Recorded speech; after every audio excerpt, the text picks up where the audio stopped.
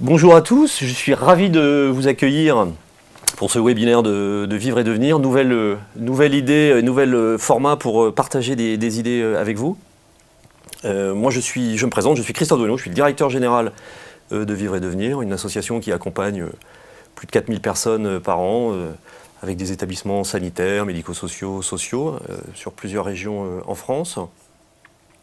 L'idée de ce webinaire, c'est pour Vivre et Devenir, partager des projets, partager des idées, pouvoir donner la parole à des acteurs qui interviennent dans notre champ d'activité, des familles, des personnes accompagnées.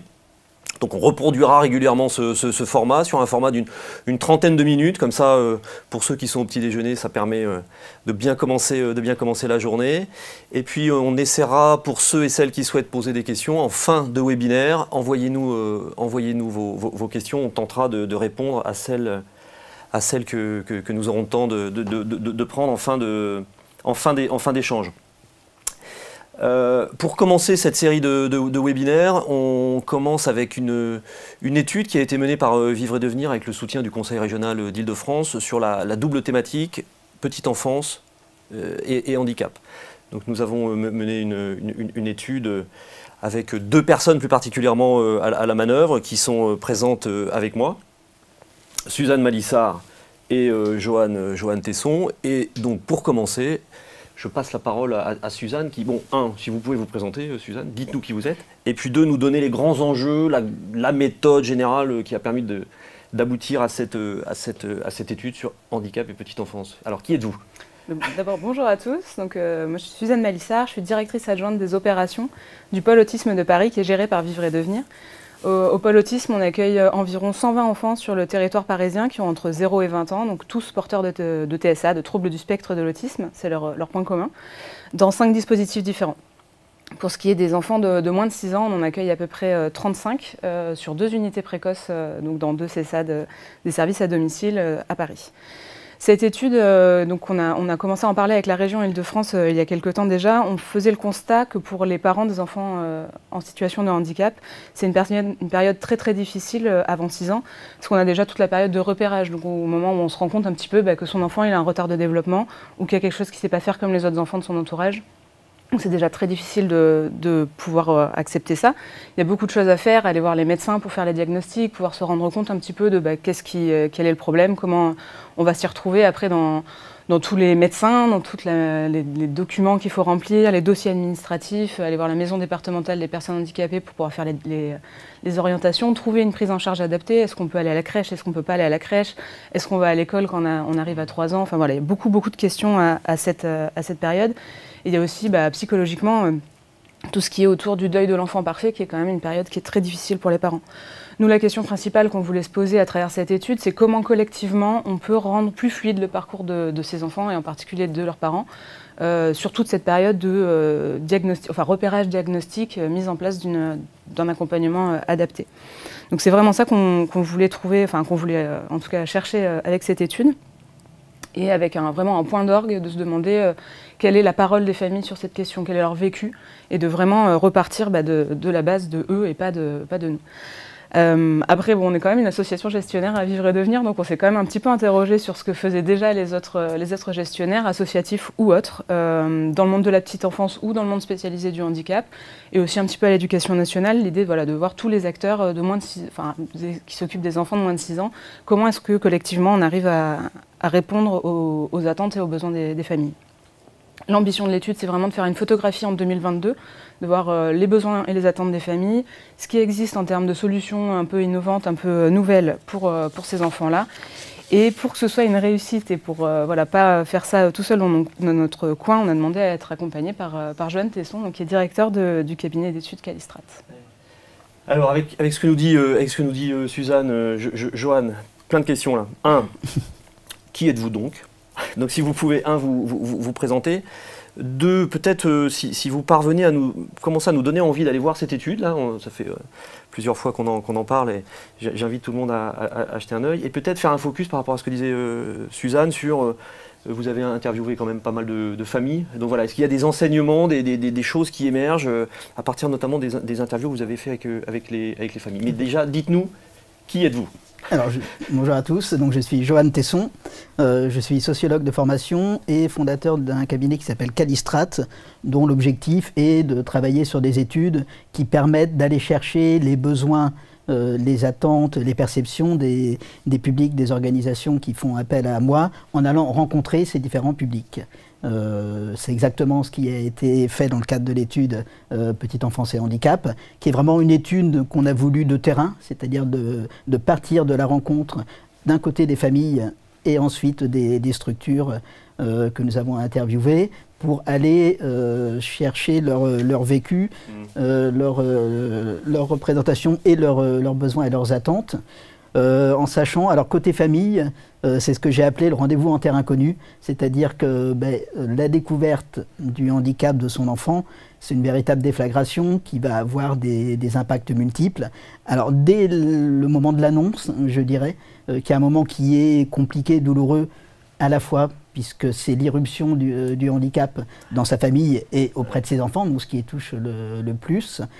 Mais également, au-delà, ça peut être vécu douloureusement aussi dans les interactions avec le monde médical ou administratif, qui des fois manque, en tout cas dans la perception des familles, un peu d'humanité dans ce moment d'annonce, qui est un moment évidemment clé.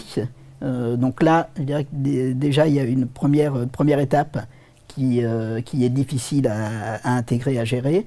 Après, ça a des impacts multiples sur la vie des familles, des impacts psychologiques, on vient d'en parler, des impacts organisationnels, économiques. Il peut arriver assez souvent que les parents soient obligés d'arrêter une activité professionnelle, par exemple. Donc il y a une question d'équilibre économique aussi de la famille qui se met en place. Il faut réinventer le quotidien d'une certaine manière et l'avenir aussi. Suzanne parlait du deuil effectivement de l'enfant parfait. Il faut, entre guillemets, revoir ses plans. Donc, il y a des choses qui sont très impactantes. Il faut aussi découvrir, interagir avec des acteurs et des organismes dont on n'avait souvent jamais entendu parler, avec des univers qui sont quand même, vu de l'extérieur et des familles, un peu particuliers, avec des acronymes dans tous les sens. Des acronymes dans le secteur. Voilà, des modes de fonctionnement qui sont très particuliers à chaque institution, qu'elle soit sanitaire, médico-sociale ou administrative. Donc là, il y a effectivement des difficultés qui apparaissent assez rapidement. Et puis, il y a une grande difficulté, c'est comment s'informer et s'orienter pour faire les meilleurs choix pour son enfant, avec souvent la conscience de se dire, est-ce que j'ai vraiment tous les éléments pour faire le bon choix et faire un choix éclairé? Donc là, c'est vraiment des choses qu'on a retrouvées de manière assez transversale, donc partagée par beaucoup de ces 24 familles. Grande diversité, et j'en profite pour dire, dans le document, on retrouve un certain nombre de verbatim qui illustrent ce que vous dites sur la différence de ces situations, la question du repérage, des acronymes. L'idée, effectivement, c'est de faire parler ces familles. Donc c'est pour ça qu'effectivement, dans le rapport, il y a beaucoup de verbatim, et on donne la parole vraiment aux familles. Et on voit que finalement, elles déploient, elles mettent en place des stratégies, elles mobilisent des moyens. Je dirais qu'elles inventent quasiment en continu, quoi. Il faut trouver des solutions, il faut s'informer, jusqu'à devenir pour certains des experts, des vrais experts, on parle de parents experts d'une certaine manière. Il faut trouver l'accompagnement adapté au handicap de son enfant, mais également à l'endroit où on habite. Est-ce qu'il y a une offre qui existe ou pas? Est-ce qu'on peut y accéder? Et alors, donc il y a vraiment une capacité, moi, que j'ai trouvée remarquable. Alors c'est, pour reprendre le titre du livre de Clara Dupont-Mono, à s'adapter. C'est-à-dire qu'il y a une capacité d'adaptation qui est absolument énorme. On trouve également des alliés, on s'organise. Donc c'est vraiment une période où, d'une certaine manière, on réinvente complètement son mode de fonctionnement. On va faire des choix qui sont des choix construits, ou des fois qui sont subis, en fonction des situations. Il y a des vraies questions qui se posent. Mais en fait, cette capacité d'adaptation, les parents, ils n'ont pas le choix. C'est-à-dire qu'ils sont devant cette situation et, comme disait une maman d'une petite fille de 6 ans, on gravit une montagne et puis derrière, c'est l'Everest, quoi. Donc en permanence, on a des défis et des difficultés qu'il faut relever, quoi. Après, évidemment, les parcours vont dépendre aussi et sont différents en fonction des familles. Ça dépend de la nature du handicap, de la structure de la famille. Est-ce que c'est un couple? Est-ce que c'est une famille monoparentale? De ce qu'on appelle dans le vocabulaire sociologique du capital socio-économique. Est-ce qu'on est plus à l'aise pour faire des démarches? Et ça va même plus loin que faire des démarches. Est-ce qu'on a la capacité, que j'ai retrouvé très souvent, des fois de s'opposer à des acteurs du monde médical, voire médico-associatif, pour réussir finalement à faire valoir son point de vue et une forme d'expertise qu'on a développée. Donc ça, c'est des éléments qui sont très importants. Ça dépend aussi, évidemment, de l'existence et de la connaissance de l'offre d'accompagnement. Donc on voit qu'il y a beaucoup de facteurs. Mais il y a quand même des choses qui sont assez communes dans les attentes que j'ai vues, moi, de la part des familles. Il y a une première attente, alors ça c'est très clair, qui est un besoin de considération. C'est-à-dire que les familles considèrent qu'elles sont assez souvent pas suffisamment écoutées, qu'on ne prend pas en compte leur avis. Il y a des démarches multiples, des dépôts de dossiers multiples. Finalement, ce que j'appelle une relation dissymétrique. C'est-à-dire qu'un peu, il y a des sachants d'un côté et des familles qui seraient des profanes. Sauf que dans la vraie vie, ce n'est pas tout à fait la réalité. C'est-à-dire qu'il y a une vraie expérience et expertise. Qui connaît mieux son enfant que les parents qui vivent avec 24 heures sur 24. Donc là, il y a une vraie question. Il y a un besoin de personnalisation aussi. C'est-à-dire de vraiment avoir des solutions qui sont adaptées aux besoins de son enfant, c'est-à-dire aux besoins prioritaires. C'est-à-dire comment on peut partir des besoins de l'enfant et non pas d'une logique d'offre et de place dans les structures. Ça, c'est un vrai sujet. Il y a un besoin incontestablement de coordination, c'est-à-dire qu'il y a beaucoup de rendez-vous médicaux, beaucoup d'acteurs avec lesquels les familles interagissent, et ça c'est extrêmement chronophage. Moi j'ai entendu des familles qui passaient des heures et des jours à essayer de trouver un spécialiste sans aucun soutien d'une certaine manière, parce qu'ils arrivaient dans une nouvelle ville ou parce qu'ils avaient besoin d'intégrer un nouvel professionnel de santé. Bon, ça c'est extrêmement compliqué. Je ne parle pas des dimensions administratives qui viennent en plus sur ça. Il y a un besoin aussi d'aide pour l'organisation, parce qu'effectivement tout ça est compliqué à organiser, surtout si vous êtes une mère avec son enfant sans soutien. Et parfois mère seule. Et parfois mère seule, voilà, exactement. Peut avoir des impacts là-dessus aussi. Et il y a également des enjeux qui existent en termes d'inclusion. C'est-à-dire qu'il y a malgré tout une volonté, quand elle est possible, de trouver des solutions qui permettent d'inclure l'enfant. Alors j'aime pas trop l'expression, mais en milieu ordinaire, voilà, une expression que j'aime pas trop, mais en tout cas qui est l'expression consacrée. Ouais, exactement, c'est ça. Et peut-être un dernier point sur les familles, ils identifient bien des enjeux en termes aussi de transition. C'est-à-dire pour éviter les ruptures dans les parcours. Oui. Parce qu'il y a effectivement des étapes, il y a effectivement le repérage, le diagnostic, la mise en place d'un accompagnement, mais il y a des passages à la crèche par exemple. Et des fois, elles ont le sentiment que ces transitions-là ne sont pas assez préparées et que du coup, il y a des ruptures qui se mettent en place, donc qui sont dommageables pour le parcours évidemment de l'enfant. Oui. Juste, je précise à nouveau par rapport à l'étude et aux documents, parce que ce que vous nous dites là, Joanne, est quand même un tableau un peu... On se dit, il y a quand même une montagne à franchir, ce que vous disiez tout à l'heure. L'étude met aussi en évidence les forces qui se dégagent de ces familles. Enfin, il y a des belles choses, il y a des belles choses qui ont fait l'objet de témoignages de ces familles, donc il y a aussi une force qui s'en dégage, et il y a aussi ce versant à garder en tête. Donc, deuxième élément, parce que je vois des petites questions qui tombent, là on y reviendra tout à l'heure, dans ce que vous évoquez, notamment sur la place des familles. Il y a probablement des enseignements que les associations comme Vivre et Devenir, dont Vivre et Devenir peuvent se saisir, donc on va revenir sur ces questions tout à l'heure. Et peut-être je vous redonne la parole, Joanne. Vous avez donc rencontré les familles, vous venez de nous en dire un mot, en identifiant un peu cette montagne à franchir. Et puis parallèlement, vous avez fait des entretiens avec des solutions qui existent. C'était à CNH hier, on parlait de Comité national du handicap. Des solutions qui ont pu tenter ou qui apportent des réponses à des familles. Donc il y en a une vingtaine qui ont été rencontrées. Est-ce que... sans les passer tout en revue, mais est-ce qu'il y a des grands points communs qu'on peut mettre en évidence, que vous avez gardé en tête à partir de ces entretiens et de ces rencontres? Oui, absolument. Alors, l'objectif, c'était un peu de mettre en regard ces attentes et ces besoins des familles avec des solutions, des dispositifs, alors plutôt un peu allant, un peu ou innovants, ou des fois sortant un peu du cadre, puisqu'on voit qu'on est quand même dans une période où les choses bougent. Il y a quand même des logiques d'expérimentation, on va dire, qui se mettent en place. Et donc on a effectivement rencontré des structures, alors médico-sociales, médicales, administratives, associatifs aussi, avec peut-être donner des profils qui sont intéressants sur le type de réponse que ça donne, des plateformes de coordination et de services par exemple inclusifs, oui. Où là il y a une structure qui va permettre d'accompagner les familles et apporter une solution à cette question de coordination, quelque chose de très prégnant dans les attentes des familles. Il y a des services d'accompagnement à domicile aussi et dans tous les lieux de vie des familles, où là on est bien dans une logique où on va essayer de favoriser cette inclusion au milieu ordinaire. Il y a évidemment des acteurs dans l'inclusion scolaire.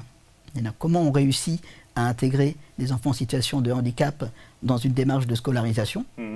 Il y a des associations qui accompagnent aussi les familles dans le partage, dans ce qu'on appelle la paire-aidance, c'est-à-dire pouvoir échanger avec d'autres familles qui ont également un ou des enfants en situation de handicap, donc avec des pairs.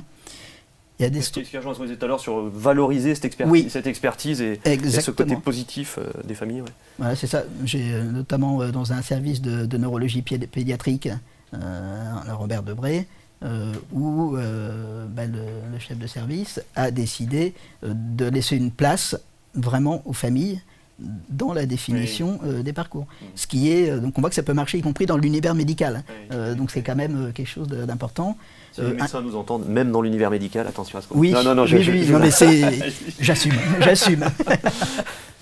De la même façon, un centre d'accueil médico-social précoce qui va laisser les parents animer les réunions. C'est-à-dire qu'on change le point de vue et finalement, à l'arrivée, ça change tout. C'est-à-dire qu'au début, il y a des réticences quand on met en place ce type de fonctionnement, mais plus personne ne veut revenir en arrière au bout d'un an. Donc là, il y a vraiment des changements dans ce type-là. Et puis, il y a des structures aussi qui ont déjà une expérience dans la mixité, dans le social, et qui vont se donner un peu une mission d'essaimage et de faire finalement de la sensibilisation, de la formation pour accompagner d'autres structures, pour finalement rentrer dans un modèle qui est le même que eux développent depuis plusieurs années. Donc, et si on devait résumer un peu les grandes orientations dans ces structures-là, il y a une première logique qui est la logique d'une passage d'une logique de place à une logique de parcours. Le développement de solutions de coordination, avec des plateformes de coordination et de services, souvent des services inclusifs, des offres basées vraiment sur la mixité et la proximité. Il faut aller au plus près des familles pour pouvoir les accompagner. Ça ne doit pas toujours être la famille qui fait l'effort, qui s'adapte et qui se déplace. Donc là, il y a des solutions qui peuvent exister avec des équipes mobiles, par exemple. Il y a le renforcement donc, de l'implication des familles et le développement des partages entre pairs. C'est vraiment des éléments qui sont assez structurants. Et alors ça, des fois, ça va un peu à rebours du fonctionnement des différents acteurs. Puisque finalement, dans les différents champs qui sont impliqués, on a un peu chacun dans son couloir de piscine. Et si on veut penser parcours, il faut un peu sortir du couloir de piscine. Ouais. Autrement, c'est difficile à mettre en place. Donc tout ça pour dire qu'il y a probablement une dimension d'accompagnement qui doit être mise en place, de sensibilisation des équipes. Finalement, on est sur de l'accompagnement du changement. Comment je vais plus interagir, comment je serai plus dans une logique partenariale pour construire une réponse commune sur un territoire avec des acteurs locaux ou avec des acteurs d'autres champs qui vont intervenir auprès du même enfant et dans le même parcours. Donc ça, effectivement, c'est des éléments qui sont importants et c'est pas simple. Et c'est pas forcément simple. Ce genre de situation, c'est un peu un changement de paradigme, une petite révolution culturelle. Mais dans les expériences qu'on a pu voir, quand ce travail est fait, eh bien finalement, ça marche plutôt très bien et tout le monde s'y retrouve à l'arrivée d'un mode de fonctionnement. Mais il faut sortir de son couloir d'un mode, voilà, de son couloir de piscine, d'un mode de fonctionnement. On enlève nos bonnets et on va voir le voisin. Et après, je dirais, next step, comment on va réussir à passer de l'expérimentation à quelque chose qui est plus généralisé. Ça qui est un vrai sujet exactement qui doit se mettre en place. Juste parce que je suis toujours un peu sur les questions en parallèle. Une des questions était comment les structures ont été sélectionnées. On était sur la petite enfance, hein, donc ce que vous évoquez, Joanne, parce qu'on parlait petite enfance, mais vous avez aussi parlé scolarisation. Hein, l'idée, c'était d'avoir des structures qui font un peu un pas de côté, qui vont un peu voir dans le couloir de piscine voisin, donc un peu innovantes, un peu qui expérimentent, et puis en gros, des structures qui interviennent auprès d'enfants 0-6 ans, grosso modo. C'était un peu ça l'idée. Mais vous n'êtes pas allé voir des lieux d'accueil petite enfance standards. Voilà, les lieux d'accueil petite enfance qui ont été vus. Je pense au projet de la Patte. C'était un projet un peu particulier qui accueille des enfants en situation de handicap. Absolument. Donc c'était pour commencer à apporter des... Voilà. Peut-être... Suzanne, l'exercice compliqué de la tentative de synthèse, même si Joanne nous donne envie d'aller voir des exemples, de lire et de lire les interviews, exactement, de lire ces monographies qui ont été faites sur les lieux qui ont été interviewés. Est-ce que vous vous tentez à l'exercice un peu de la synthèse? Est-ce qu'il y a en termes de perspective, qu'est-ce qu'on peut... Et c'est aussi, je pose aussi cette question en fonction des questions qui nous sont posées. En termes de perspective, pour vivre et devenir de manière plus générale, est-ce qu'il y a des axes qu'on peut... Quelle solution magique nous allons mettre en place en sortant tout à l'heure? Alors du coup, le premier enseignement, c'est qu'il n'y a pas de solutions magiques qui vont correspondre à toutes les situations, qu'elles soient territoriales ou en fonction des différents types de handicap, des différents besoins des familles, toutes celles qu'on a rencontrées. On ne peut pas dupliquer un modèle partout et se dire, bon ok, c'est ça qu'il faut pour les enfants de moins de 6 ans. C'est dommage parce que ça aurait été chouette et facile pour tout le monde. Mais du coup, c'est pas le cas.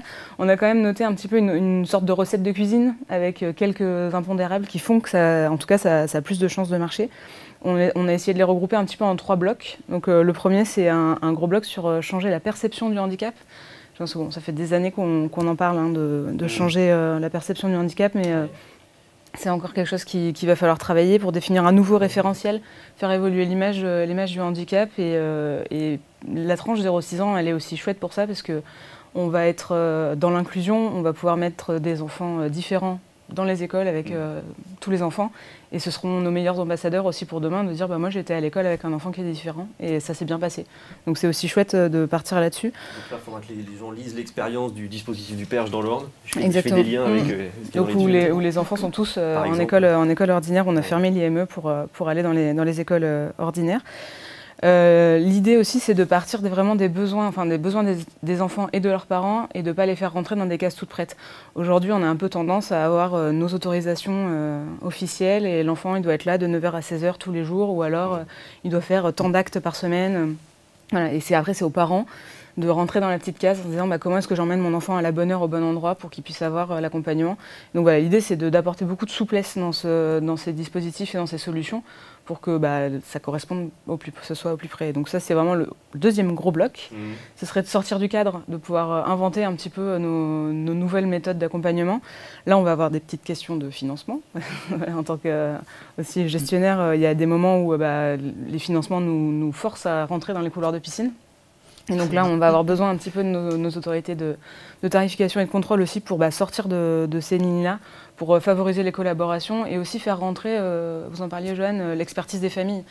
De se dire que voilà, c'est pas parce qu'elles ne sont pas professionnelles du médico-social ou professionnelles de l'accompagnement de la petite enfance qu'elles sont professionnelles de leur enfant. C'est ça, c'est elles qui connaissent le mieux leur enfant et leurs besoins qu'ils ont.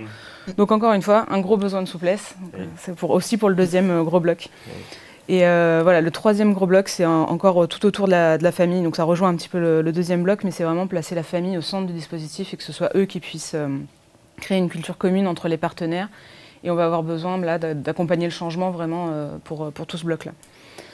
Voilà, en résumé, pour les mots-clés, on a besoin de souplesse, on a besoin qu'on nous laisse la place à l'expérimentation, on a besoin de faire rentrer les familles dans cette collaboration pour qu'eux nous proposent aussi la souplesse et les nouvelles expérimentations. Ce qu'on a pu constater aussi au cours de l'étude, c'est que le changement, il est en cours. C'est vraiment, on est en train d'essayer de créer ces nouvelles modalités. Il y a beaucoup de structures innovantes. On se demandait tout à l'heure comment est-ce qu'on les a choisies. C'est pas exhaustif, hein. Évidemment, il y a des structures qu'on a, soit dont on n'a pas connaissance, et voilà. Oui. Soit il a fallu faire des choix aussi. On était un peu limité par le cadre de l'étude. Donc, mais on voit qu'il y a beaucoup de changements actuellement. Et donc nous, on a retenu 3 gros enjeux. Le premier pour nous, c'est vraiment de trouver un moyen de recueillir l'expression des familles, l'expression des besoins réels des familles, et pas de se dire, bah, nous, on a une place en CESAD, et si vous rentrez dans la case, vous pouvez la prendre, mais sinon, non. Donc là, on a vraiment un gros besoin là-dessus. On a besoin de construire les réponses auprès de ces besoins, donc vraiment de faire du sur-mesure pour chaque famille. Donc ça va être compliqué, mais il faut de la souplesse, et on va y arriver. Et enfin, surtout, mais je me répète, hein, on est dans l'expérimentation, il faut qu'on ait du champ libre pour expérimenter, innover et essayer. Ah oui.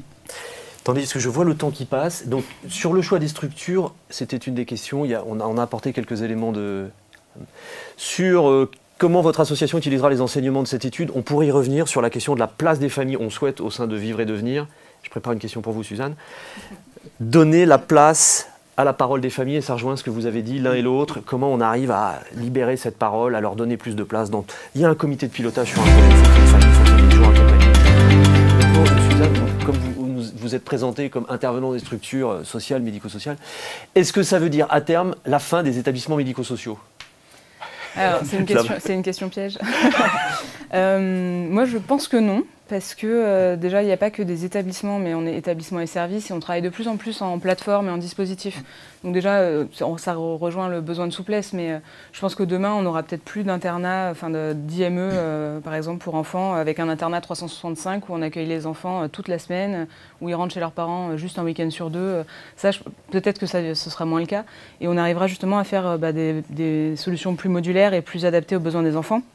Donc, par exemple, on va à l'école aux horaires de l'école, et le soir on est un petit peu à l'IME parce qu'on a besoin d'aide, mais après on peut rentrer à la maison avec papa et maman parce que on a un accompagnement qui vient à la maison pour adapter l'environnement. Peut-être que le mercredi après-midi on a réussi à faire de l'inclusion et on va au sport avec, enfin au foot avec les copains du quartier parce que j'ai un éducateur qui vient pour m'aider à faire ça. Et donc je pense, pour répondre plus rapidement peut-être à la question, je pense que c'est pas la fin des établissements parce qu'on a quand même des profils qui auront toujours besoin d'un accompagnement assez étayé et où on aura quand même besoin de nos murs pour certains de nos jeunes. Mais oui, je pense qu'on s'éloigne de l'internat 365 avec quelque chose de très très cadré où l'enfant sort plus et n'est jamais inclus dans la vie civile. Oui, il y a une tendance lourde, voilà, et il faudra toujours avoir des solutions pour des situations complexes, mais il y a quand même une tendance lourde à aller vers... On n'aime pas l'expression, mais le droit ordinaire, le droit commun, le milieu ordinaire, oui. J'ai peur de reprendre une question là. Il y a la question des moyens, mais vous l'avez un peu évoqué, Suzanne. Est-ce que peut-être, Joanne, dans les entretiens que vous avez faits en 30 secondes, est-ce que vous sentez que l'école est prête pour l'inclusion? Alors, elle y travaille. On ne va pas dire qu'elle est prête aujourd'hui, en revanche, elle y travaille. Il y a effectivement les missions d'école inclusive, il y a des professeurs ressources qui accompagnent, il y a des enseignants référents. Donc oui, il y a incontestablement une ouverture qui se met en place, mais c'est encore très compliqué d'intégrer en milieu ordinaire, effectivement, des enfants en situation de handicap, c'est clair. Et là, on était sur la période 0-6 ans.